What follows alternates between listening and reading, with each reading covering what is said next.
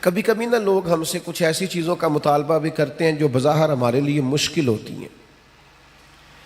میں آپ کو صحیح بتاتا ہوں، ان کاموں کو بعض اوقات طبیعت نہیں چاہ رہی ہوتی اور بظاہر ایسا محسوس ہو رہا ہوتا ہے کہ یار یہ کام جو ہے نا یہ ٹھیک نہیں۔ آپ تم نہ وقت دیکھ رہے ہیں، نہ آپ ماحول دیکھ رہے ہیں، نہ موسم دیکھ رہے ہیں، وہ بعض اوقات ایسے مطالبات کر دیے جاتے ہیں جو ٹھیک نہیں ہوتے۔ لیکن میرے محبوب کے اخلاق عالیہ کا یہ بھی کمال ہے کہ حضور نہ ہمیشہ کوشش کرتے تھے آنے والے کی دلجوئی کر دی جائے۔ چلے اگر اس نے بے موسمی بات کر دی ہے تو یہاں سے ہی رنگ تھوڑا بدل لیا جائے۔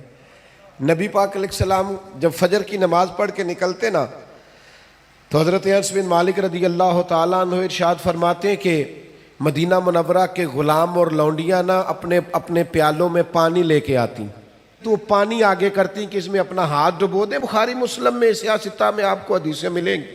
یعنی ان کا عقیدہ تھا کہ محبوب ہاتھ لگا دیں گے تو متبرک ہو جائے گا، اور حضور بھی امت کو یہ درس دے رہے ہیں اس عمل سے کہ واقعہ اس میں تبرک ہوتا ہے۔ نبی پاک کے دست مبارک سے لگی ہوئی شے متبرک ہوتی۔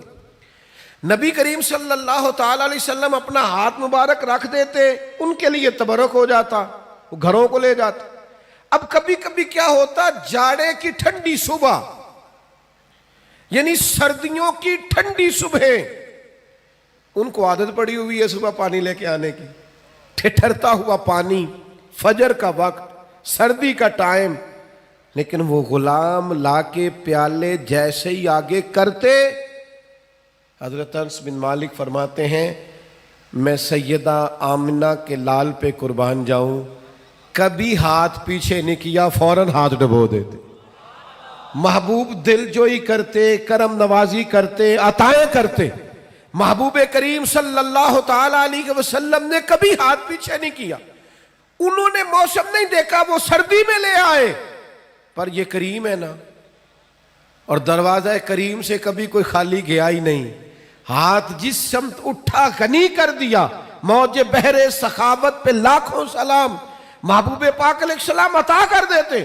او یارو، ہو سکتا ہے کبھی کوئی بے موسم حکم اماں دے ہی دیتی ہو، کبھی کوئی ایسی بات ابا جی کر دیتے ہوں جو آپ کی طبیعت کے مطابق سوٹ نہ کرتی ہو سکتا ہے کبھی گھر والے کوئی ایسی بات کریں جو برداشت کے قابل وقتی طور پر نہ ہو، لیکن یہ دیکھو نا میرے نبی کا اخلاق، یہ دیکھو نا حضور کا انداز۔ میلاد منانے والوں، محبوب کے نام پر نعرے لگانے والوں، اپنے مزاجوں میں وہ کشادگی بھی پیدا کرو۔ ہو سکتا ہے کچھ لوگ ایسا بھی کام کریں جو بظاہر طبیعت کے مطابق نہ ہو، پر کہنا ہم اس رسول کے ماننے والے ہیں جو ہمیشہ دلوں کا سہارا بنا کرتے تھے۔